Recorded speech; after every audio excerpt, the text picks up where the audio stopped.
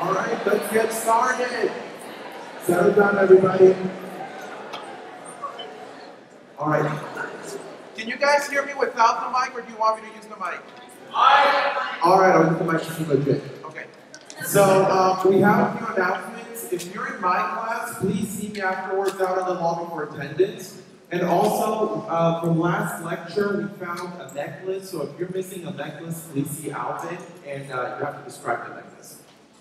All right, so today with us we have Dr. Bill Silver. He will be talking to you guys today, and Dr. Bill Silver is the Dean of School of Business and Economics here at Sonoma, and he has positioned SSU as an educational nucleus for a thriving North Bay economy. Combining his interest in behavioral, cognitive, and leadership with the sciences, Silver incorporates experiential and expeditionary learning into his programs using activities such as sailing, rock climbing, rafting, martial arts, international travel, and service learning to teach people business acumen, leadership intelligence, and the ability to deliver results. He has written extensively for professional journals about leadership effectiveness and business performance. Silver traces his career path back to the soda fountain of his family's pharmacy, a social center of the New England town where he grew up. He developed deep interest in people, entrepreneurship, and the role of business in life of the community. He majored in organizational psychology at the University of Michigan, where he received a BA with distinction and high honors. He began developing his philosophy of leadership while earning his PhD in business administration at the University of Washington. Personal University of Michigan, my bad. Bill Silver is an avid martial artist, an enthusiastic explorer of wineries, and a determined trail runner. He lives in Santa Rosa with his wife Adrian, a pediatrician for Kaiser Permanente, and their 3 children, Benji, Zachary, and Aaron. Or Arian, right? They spend all their spare time hiking, camping, skiing, biking, and kayaking. Silver serves on the board of Sonoma County Best and Economic Development Corporation, the Santa Rosa Chamber of Commerce, and the Leukemia and Lymphoma Society. Please join me in a round of applause for Dr. Bill Silver.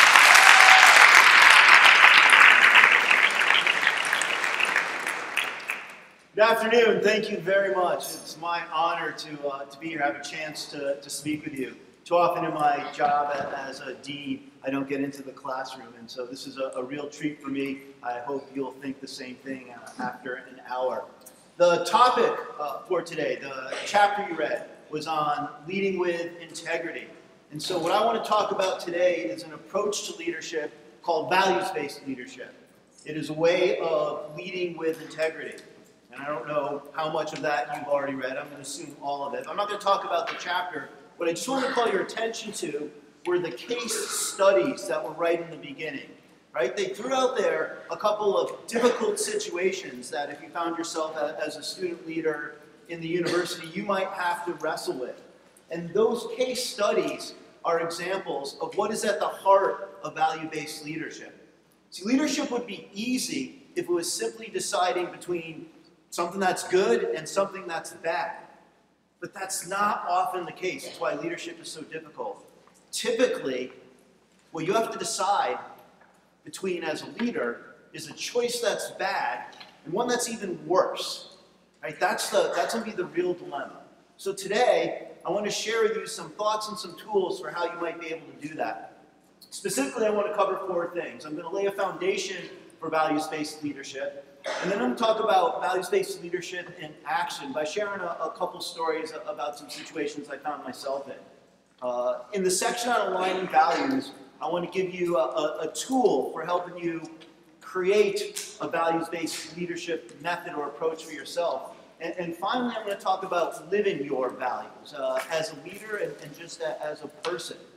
Throughout this conversation, please feel free to raise your hand if you have a question or interrupt me. We can keep this interactive, and I'll probably have a couple questions for you along the way. So let's start with something basic. You're in a course where you're receiving each week different thoughts about leadership. And the fundamental question as you pursue these different ideas, which one of these is right? What is the truth about leadership? What you may be able to do, in addition to hearing the fine people that come and speak to you, is check out books or videos, other information. And you could find military victors, sports heroes that have talked about leadership. There's Peyton Manning off on the side. Politicians, business executives, you got 2 flavors of Clinton on there. Philosophers, scientists, depending on your philosophical bent, you'll find a book about leadership. Presidents, dead and living, all writing about leadership. As of yesterday afternoon, if you search for leadership on Google, you'll find hundreds of millions of hits. And if you wanted to pick up one of those books at Amazon.com, as of yesterday, it was 130,000 texts just on leadership. Which one of these is right? Does anyone know? Does anyone have the right answer? The one text on leadership? There's no right answer. Yeah, and boy, isn't that true of so many things.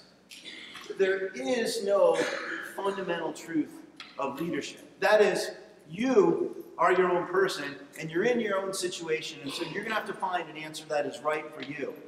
Beg, borrow, steal wonderful ideas from all the great thinkers. Find mentors and other leaders from whom you can learn, but you're going to have to develop your own approach to leadership. So here are a couple foundation principles with respect to that. Values-based leadership is a process of effectively aligning your values with those of the people you are with to achieve results. It's a process, not a person. You may have the designated authority of being the leader. You're the person in charge. But leadership can come from anyone within the team. It's a process, not a person. In the context of value-based leadership, it's about values alignment. Connecting your values with the group of people that you're working with. No one right answer. But on the other side of complexity, of all the different approaches and models, is a simple thought about leadership. And effectively, needs to be aware of what's happening, and you need to do what's necessary. That's it. When you cut through everything, you've read all the pages, and you've listened to all the speakers, you've got to be aware, in the game, paying attention to what's going on. Then you got to do what needs to be done, or cause it to get done somehow, because it may just be that you don't have the skills to accomplish it. But if you're aware that something needs to be done, then get it done. Work with the people around you to get it done. I want to also mention that in our conversation today, it's not leadership for the sake of leadership, but it's about achieving some kind of result. A values-based leader typically achieves results, gets the job done, by creating commitment in the group of people that they're working with. Commitment to create results. But there's an important outcome. Something's going to happen because of you exerting leadership. So let's talk a little bit about how we get there. We've just gotten through saying that there's no one-size model fits all for leadership. Yet there's one thing that all leaders have in common. What might that be? We're all leaders. Just a couple of pictures to help you figure that out. Someone mumbled it over on this side. Begins with that. Yeah, all leaders have followers, right? The one thing all leaders have in common, followers. So this isn't about self-leadership, well, that's important. Values-based leadership is about aligning your values with the values of your followers. So how are you going to get some followers? Just one recommendation.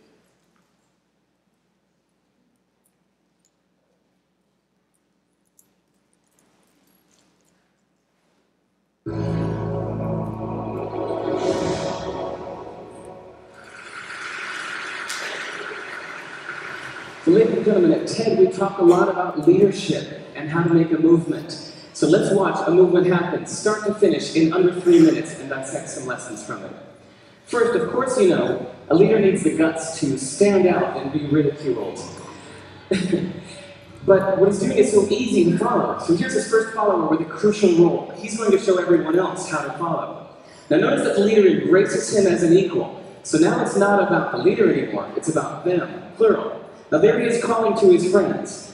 Now, if you notice that the first follower is actually an underestimated form of leadership in itself. It takes guts to stand out like that. The first follower is what transforms a lone nut into a leader.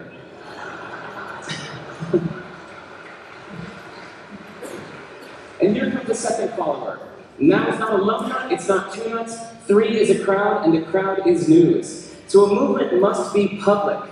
It's important to show not just the leader, but the followers, because you find that new followers emulate the followers, not the leader.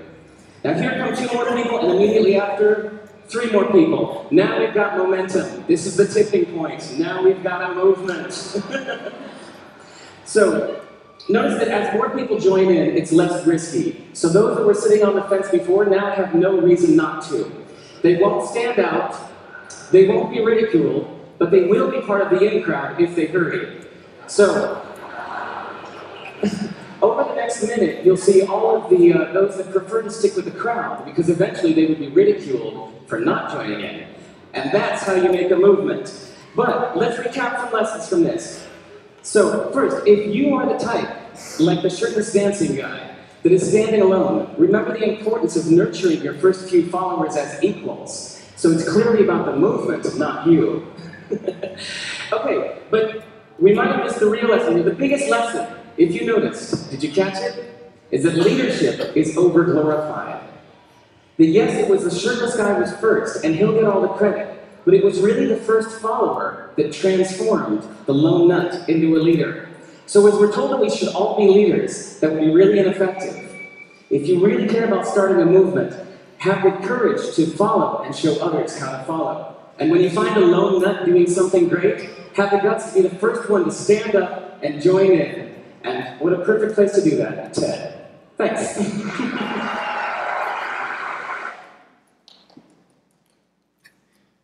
It was a silly video, but it makes a profound point. One of the opportunities of leadership to be successful is the way that you engage your followers. And what I'm putting to you today is that the most effective way you can engage your followers is by aligning values. Now, if you are going to be a value-based leader, one that operates with credibility and with integrity, what do you think your followers are going to need to perceive in you? What are the characteristics of a leader, perhaps someone that you already know, that you would say is highly credible, that has a lot of integrity? What are some characteristics? Raise your hand if you got an idea. What makes a leader operate with integrity? What makes a leader credible? Please. Honesty. Absolutely. What else? Loyalty. Loyalty to the followers? Loyalty to the followers and to what they're doing. To the mission, too. Very good. What else? Yeah. Support. Say again? Support. Being supportive of people. Absolutely. Please. Passion. Passion for followers, passion for the mission. Charismatic. Being well-liked, well-thought of. How do you mean charismatic? Being able to get people to come together, having that energy and that inclusiveness to get people to actually be inspired. Great. So charismatic leaders do inspire others. You mentioned that energy, inclusiveness. Here's a list from a book called The Credibility Factor, which was scientifically determined. That is, identifying credible leaders and understanding what the factors are. So these are the factors that most commonly are associated with credibility. People will follow a leader if they believe he or she has credibility. And the single most important way to generate that credibility is to share your values with the people that you're working with, and then act in accordance with them. To be true to your values. Now, this isn't about bringing everyone in on Monday morning and saying, all right, I'm going to tell you what my values are, and then giving them a score sheet to see, have them evaluate how well that you're doing. It's an ongoing process of sharing stories and behaving consistently. This is what engages people and encourages them to work with you towards your mission, towards your goal, towards what it is you're trying to accomplish. One other comment about followers, just something to think about. The term itself, I find in 2015 a little offensive as we understand a more enlightened form of leadership. It really comes from a militaristic tradition of leadership. Leader up above, very paternalistic, hierarchical, and followers, all these little people who follow along. Think instead, and this is just a language thing, about having collaborators or contributors. It's semantics, but it's kind of important, especially if you want to lead from a place of humility. So you just saw that large list. Here it is.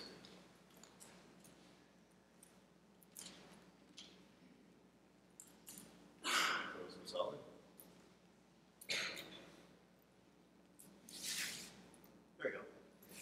You just saw that large list of characteristics attributed to credible leaders, to leaders with integrity. And there were a couple other things that people mentioned that were good ideas that weren't on that list. As you look at that list, as you think about the things that you've admired in the leaders that you followed, here's the fundamental question for yourself about your leadership development.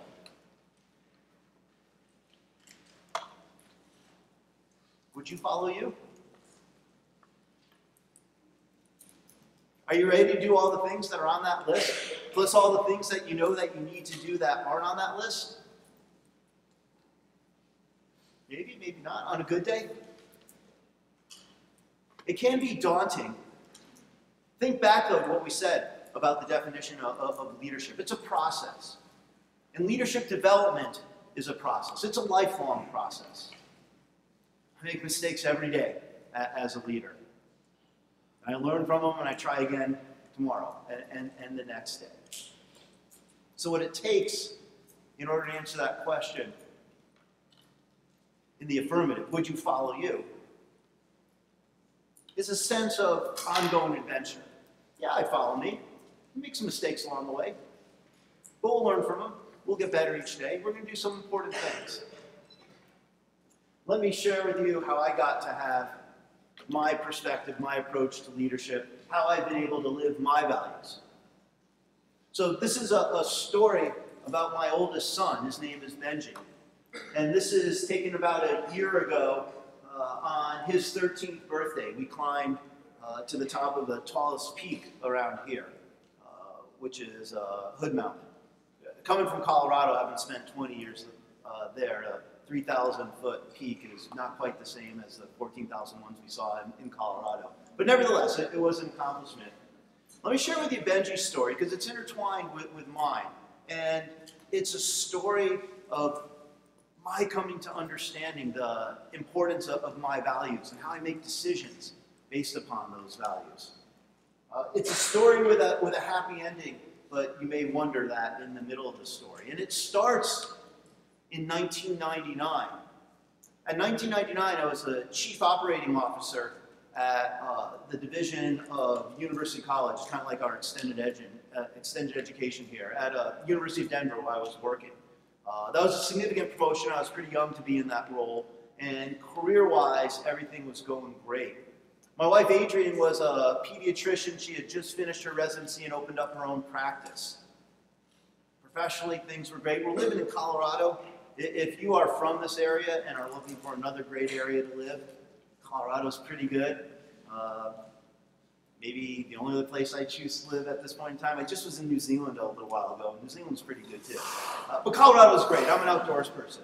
I could go skiing in the morning, knock off 10 runs, come teach class in the afternoon and evening, hiking and backpacking, do a little kayaking. All our friends were there. Our family was there. Life was great. And to make a great life even better, December 12th, my first son was born. Now, many of you don't yet have children, but you all are children of someone. If you asked them what was the single greatest moment in their life, I would venture to say it was the birth of you. Go ahead and ask them, see what they say. That's how I felt about my son and all my children. And it was a wonderful moment. So to make a great life even better, we had this wonderful young baby. And for the first 2 months, it was easy. Now, I'd heard all the horror stories about babies, and they're hard, and you gotta do this, and up in the middle of the night, and it was great. Yeah, I mean, every once in a while you had to get up, but he laughed all the time and giggled, and you could toss him in a pack or a little snuggie and take him with us wherever we went, and so great life was even better. Till about the 3rd month of his life, when he started getting a little fussy, crying a little bit, not sleeping as well. Babies get fussy, so I didn't think much of it, but it went on for a little more than a week, and so we took him in to see his doctor, my wife's partner. Doctor took a look at the kid, said, he's fine, babies get a little fussy, don't worry about it. So we did it. Time passed, another week went by, still a little fussy, just crying a little bit. Seemed like we had a colicky baby. So try doing the things that they tell you to do if your baby's fussy. Change the blankets, the detergent that you're using, switch from breast milk to formula to a different formula. Try and figure it out. Took him back to the doctor with the baby. It's fine. My wife was uncomfortable. She's like, I don't know, it's going on a couple weeks now and something just doesn't seem right. I'm a business professor. What the hell do I know about taking care of kids? I'm like, look, you're a pediatrician. In your training, you've seen every horrible, awful thing that can happen to kids. But you tell me, that's what Adrian says to me, pediatrics is generally 99% well care. It's happy care. Stop worrying so much, I said to her. She's like, I'm going to take him to see my colleagues at Children's Hospital where she trained. I said, I'm going to go ski. I remember that morning. So I did. I went off to the mountains, like, whatever, take him to the hospital. I'm going skiing. Coming back from the trip up the mountains, I get a call from her, and she said, they ran some tests, and they didn't quite like what they saw, but they're going to run some tests. Why don't you come meet me at the hospital and pick us up? And so I did that. About a mile from the hospital, I got another call. And this time, I couldn't understand what she was saying. She was crying so hard on the phone. But it sounded really bad. And so I remember 1 mile to go, blowing through red lights and stop signs and pulling into the emergency area and just leaving my car, the keys running, run into the hall, and I see my wife huddled in the hallway like this, crying hysterically. And I run up and I put my arms around her. I say, Adrian, what's wrong? What is it? She says, Benji has leukemia. I look at her and I go, what's that? I said, it's cancer. Is that bad? She's like, yeah, it's real bad. I didn't know how cancer, leukemia is cancer of the blood. How do you have cancer of the blood? I thought cancer is like a lesion on an organ or something, and that's about as much as I had thought about it at that time. Well, it turns out that he had this disease that was causing his white blood cells to over-replicate, and this was what was causing the fussiness, but it had progressed to a stage where it was nearly fatal. And so what happens is they rush you up to a room and you meet with an oncologist and you sign a sheet of pages like this, literally this phone book size, of all the things that they're going to do and all the things that could possibly go wrong, and they're asking for your consent. What are you going to say? Sure, you sign it all. What I remember most about that moment and what I was signing was the numbers that said, even if we are successful, here's a list of all the things that can go wrong. You have to fight the rest of your life. And our odds for success, for surviving this disease, are 30%. No parent should ever have to hear the words, percent chance to live, and their child's name mentioned in the same sentence. That's a value that I now hold, and it informs some of the things that I do. But at that moment in time, all I could do was just be scared shitless, frankly, and say, okay, here we go. So they take Benji, he's about this big, they bring him down to surgery, and we wait in the room for 5 hours for him to come out. And this is the same baby that this morning I was feeding at home and playing with. And he comes back 5 hours later, and they inserted a tube into his chest so they can feed him chemotherapy drugs. And they inserted another tube into his stomach so that they could feed him because he wasn't going to be able to eat. And so he's wheeled back up into the room in a portable crib, but back in the day they've changed this a little bit. But it looks like a little portable jail cell for the kids. I mean, it's all gray with nothing on it. They've actually started to do things like paint them and make them look nice. But anyway, so they wheel him into the room, they hook him up to the monitors, and there's these row of 6 or 8 lights with arrows on it, and the arrows start crashing down, alarms start going off, doctors start rushing in the room, and I have no idea what the hell is going on. And people, there's this cacophony of noise. People are screaming and yelling and talking to one another. And I'm looking at my wife, Adrienne, for some kind of reassurance of what's happening here. And as I looked at her, what I saw in her eyes was my own son dying. And then she said, give him the counter. And because I was looking at her, I thought she was talking to me. But she said it again louder, give him the counter. She was talking to the physicians in the room, to her colleagues. What she was saying was, give him the counter to the anesthesia that he had had during surgery. What had happened was he was just crashing from too much of the drugs that were in him. And as soon as they gave him the counter, the dial started to pop back up. And that moment in time, while it lives with me forever, was the start of his recovery. And so what happened, for 6 months, we were in and out of the hospital, chemotherapy, total body irradiation, and experimental targeted therapy where they fight cancer at the molecular level, and that's where treatment has gone today, and a bone marrow transplant, which involves a sterilized situation in the hospital. They essentially kill all the blood cells in the baby's body, or they do it with adults too, and then slowly introduce the core blood from a donor and build a new immune system. It was 3 weeks in that sterilization ward, and then they allowed Benji to go home, and that was a record. No one had ever gotten out of the hospital that quickly. In fact, one of the kids that we were there didn't get out during that time, so it was just this touch and go thing. But he started to get better. And what was 5 weeks away to the 5 days a week to the infusion clinic became 3 days a week, became once a week, became once a month to see his oncologist. Now it's something that lives with you forever.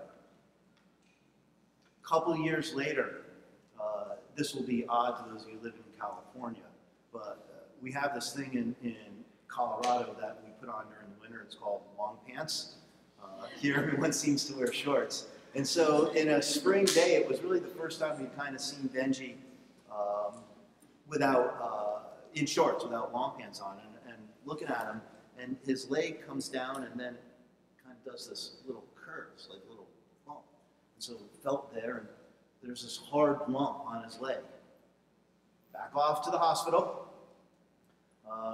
Get that thing MRI'd, and it's a growth on his leg, and it's one of 2 things. It's either a cancerous growth, and they're going to amputate his leg, or it's a non-cancerous growth, and it's just nothing to worry about. It's one of the side effects. And so you die a little bit as a parent, wondering what's going to happen, and wait for those results to come back, and thankfully it was the non-cancerous growth, and it's just something that stayed there. Until last spring, years after we've had any sort of hospital deal with him. Down in Santa Barbara, walking along the beach, taking a vacation, watching him walk in front of me, and Benji's walking kind of like this. Just had this little hitch to his leg. What is going on? Back off to the hospital, take a look at that. What's happened is the bone growth here had pushed down and up on his legs and created a bowing. And so it's a curable thing. They put on a tailor external fixator device. What they essentially do, and this is a little graphic, but they break the leg and then put a vise on it to straighten it out and let the leg grow back. And so this is what he was dealing with last summer after not having to deal with anything. I mention that in particular because let me tell you what else Benji was doing during that time. Last year, right after this picture was taken, Benji volunteered to be the honored hero for the Leukemia and Lymphoma Society's Light the Night Walk. This is a walk that they do in the fall, and it's to raise money and awareness for leukemia and lymphoma, for cancer research. I was the campaign chair, so it was my job to raise money, and it was Benji's job to come with me on the talks and share his story with people. And it's one of the reasons I'm able to share this story with you today and not sit up on stage and cry is because I've had a little bit of practice sharing it. But up until last year, I couldn't even tell the story. It was something that was very difficult for me to do. So this kid, who's 14 years old last year, was going to businesses while I was meeting with business leaders and talking to CEOs and asking for money. He spoke at the Sustainable Enterprise Conference, 400 people over in Snow Mountain Village, talking about social sustainability. He spoke at the Best Places to Work award reception up in front of 550 people. And last October, at the Light the Night Walk, that's him up in front of about 2,000, maybe even 2,500 people in downtown Santa Rosa, giving his talk. He raised by himself over $30,000 to fund cancer. Yeah,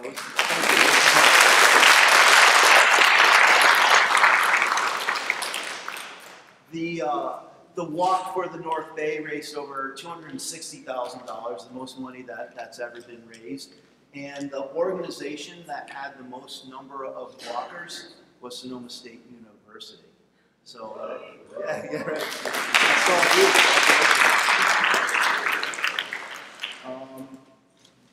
Remarkable thing. He's an incredible kid. But I learned something about what was really important going through this ordeal. See, if you're successful in your career, and I was, you can maybe be a little full of yourself. You can think that the things that happen day to day in business or whatever else you're doing as the stuff that matters. And you forget what really matters is people and family. And this experience drove that home for me. See, when we were in the hospital in the beginning, I can't tell you the number of people that came to see us and helped us by bringing meals or just taking care of things for us. Certainly the dedicated support of the physicians and nurses and aides that helped us. I just got this appreciation of how important people were. Knowing that, it affected some of the life decisions that I made. So 2008, I have a career opportunity, a career choice. I'm up to be the dean at the University of Denver, where I was working. At that time, I was the senior associate dean for the business school. I had also applied for the dean at a small school in Northern California called Sonoma State University. And I'm sitting there with these two choices in front of me. What do you want to do? The pay at University of Denver, private institution, $360,000.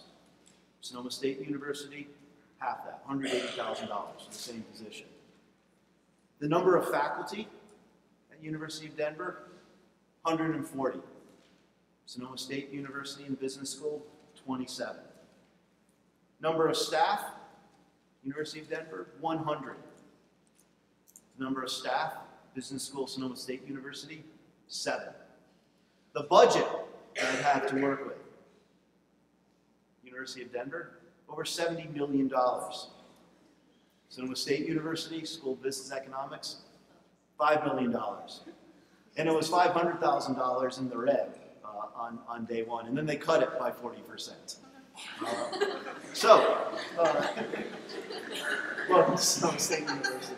We just on the side, we've grown it back and then some. So yeah, we've increased it by 40% by the things that we're doing. That's a story for another day.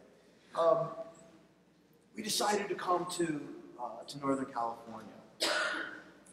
And it wasn't an economic decision, although your economist faculty, my colleagues, might tell you that I was making a bad economic decision. I may have made a bad economic decision, but I made a great life decision. Because what was most important to us was the quality of life we could have for our kids. And we thought that this area would be a wonderful place to raise our family.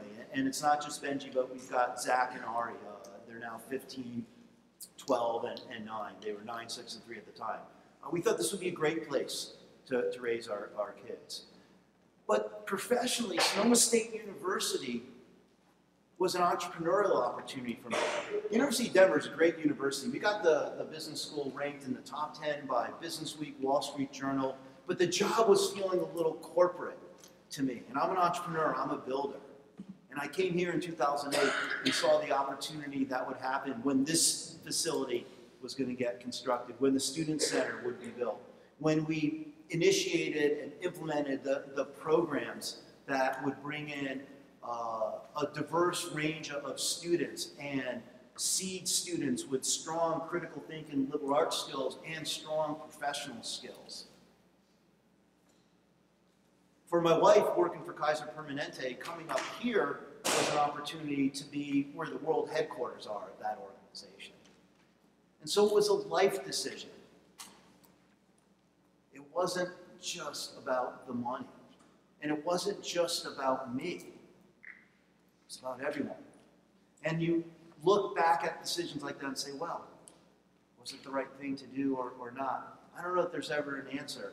But I'll tell you, on October 14th last year, when I was part of that Light the Night Walk, to see the difference that we had made in this community and for cancer research made it feel like, well, back in 2008, we decided to come here, completely unconnected, but it seemed to make a difference. And I would tell you fundamentally that as a leader, your role is to make a difference. Leaders make a difference in the organizations and groups that they work with, but also in the communities in which they're in. Now that's a personal story of how I've had to see what my values are and understand what I would do in making decisions. But I want to share just a quick business example that I got to see when I took a group of students to Vietnam and we toured the Whittier Wood furniture factory. So Whittier makes do-it-yourself furniture, and they had moved their manufacturing from Eugene, Oregon to Vietnam, and so we got and toured this factory in Vietnam. Now, you may have heard about factories in emerging markets and what those things look like. Walk into this factory, it's essentially a big warehouse. Ventilation, sort of. I mean, this wasn't going to pass any OSHA standards. People wearing masks. Well, they gave all of us business students and professors masks to wear. Some of the people that were working there had masks. So sawdust flying all over the place. Some light getting in. Not horrible conditions, certainly not great conditions. You look around, look at some of the people that are working there. You see people that look my age. You see people that look your age. You see people that look like Benji's age. You say, well, that's kind of interesting. They employing child labor in this factory? Is that okay? Well, the whole story of this company involves a number of value decisions. See, right after 2000, this company was going out of business. So that was one of the first recessionary periods after the dot-com boom and then bust. And they couldn't figure out why their business wasn't recovering. Because usually in a recession, if you're a manufacturer of do-it-yourself furniture, your business spikes up. People can't afford the pre-made furniture, right? The stuff that you buy in furniture showrooms, and they've got time on their hands because they're not working. So your sales spike up. But it wasn't happening for this company, this family-owned business that had been in the community for over 50 years. So they did some competitor analysis of, well, what's going on here? Walked into Home Depot and Target and saw that it was cheaper to buy some of this pre-made furniture than it was to buy their do-it-yourself kits. They started wondering, well, how are those companies able to make this furniture so cheaply? Well, they're doing it overseas. And so they're faced with the first values-based decision. Do you put 50 people out of work in Eugene, Oregon to open up a plant in Vietnam? How do you know what's the right answer there?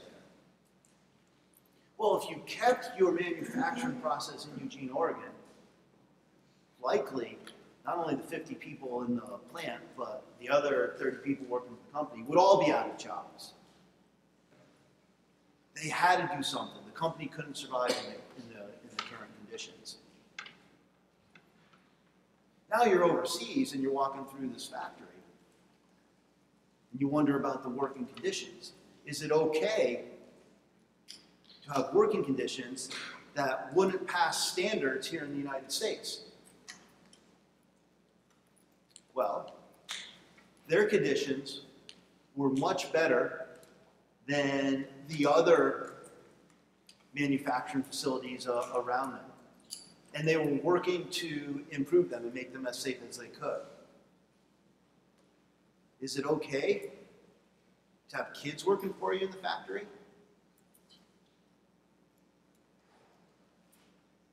It may not even be legal. And so it'd be my obligation to share with you, if it's illegal, don't do it.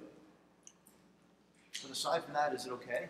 Well, what if the life for those kids is better because they have the opportunity of working in the factory? Otherwise, it's a barely sustainable agrarian existence. Would you hire those kids then? There aren't right answers to those questions, but I pose them because they're examples of bad decisions and worse decisions. And the only way that you can make those decisions is to be sure of your own values and understand who you are at your core. And if you do that, then when you're confronted with those difficult choices, you can make them in accordance with that core. And if you're sharing who you are with others, then they will see you as credible, even if you're making decisions that they don't agree with. We've got just a couple minutes here. I'm going to go... Did you see that? All right, I have to ask. Is it blue? How many see it as blue? Yes, thank you. I don't know what the rest of you are seeing. I'm not seeing the same thing. I'm just going to take 2 more minutes. I want to share one final thought with you in closing.